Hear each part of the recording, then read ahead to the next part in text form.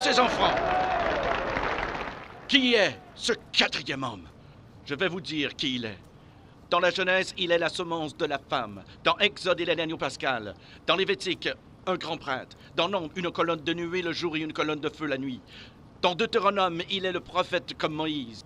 Dans Josué, il est le capitaine de notre salut. Dans Juge, il est notre juge et législateur. Ruth, il est le rédempteur. 1 et 2 Samuel, il est un prophète de confiance. Dans Roi et Chronique, notre roi qui règne. Dans Esdras, le scribe fidèle. Dans Néhémie, le reconstructeur des murs détruits de la vie humaine. Dans Esther, notre Mardoché. Dans Job, il est l'aurore du ciel et notre éternel rédempteur. Dans Psaume, l'Éternel notre berger. Dans Proverbe et Ecclésiaste, notre sagesse. Dans Cantique des Cantiques, il est l'amoureux de l'époux. Dans Ésaïe, il est le prince de paix. Dans Jérémie, il est le germe juste. Dans Lamentation, le prophète qui pleure.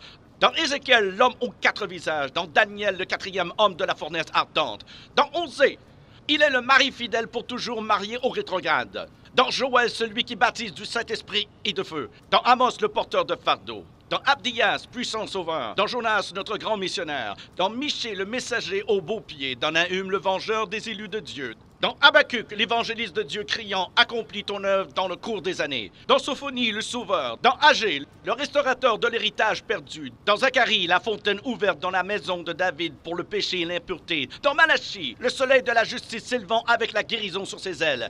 Qui est ce quatrième homme? Dans Matthieu, il est le Messie. Dans Marc, le faiseur de miracles. Luc, le Fils de l'homme. Jean, le Fils de Dieu. Acte, le Saint-Esprit. Dans Romains, notre justicier. Corinthiens, notre sanctification. Dans Galates, il est le rédempteur de la malédiction de la loi. Dans Éphésiens, il est le Christ de richesse infinie. Dans Philippiens, le Dieu qui pourvoit à tous nos besoins. Dans Colossiens, la plénitude de la divinité. 1 et 2 Thessaloniciens, notre roi qui vient bientôt. 1 et 2 Timothée, le médiateur entre Dieu et l'homme. Tite, notre fidèle pasteur. Philémon, notre ami qui est plus proche qu'un frère. Dans Hébreu, le sang de l'alliance éternelle. Dans Jacques, le grand médecin. 1 et 2 Pierre, le grand berger. 1, 2 et 3 Jean, il est amour. Dans Jude, le Seigneur venant avec 10 000 de ses saints. Dans Apocalypse, le roi des rois et le Seigneur des seigneurs.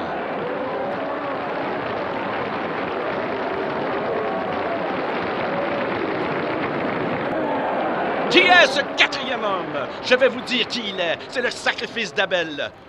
L'arc-en-ciel de Noé, le bélier d'Abraham, le puits d'Isaac, l'échelle de Jacob, les fardeaux d'Ézéchias, le sceptre de Judas, la verge de Moïse, le manteau d'Élie, le bâton d'Élisée, la corne d'huile de Samuel, la fronde de David, la figue hâtive d'Ésaïe, le cadran solaire d'Ézéchias, les mouchoirs et le linge de Paul, le rocher de Pierre, la cité de perles de Jean. Il est un mari pour les veuves, un père pour les orphelins, pour ceux qui voyagent en pleine nuit. Il est l'étoile brillante du matin, pour ceux qui marchent dans une vallée solitaire.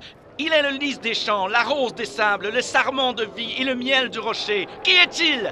Qui est le quatrième homme? Il est Jésus! Il est Jésus, le Fils de Dieu!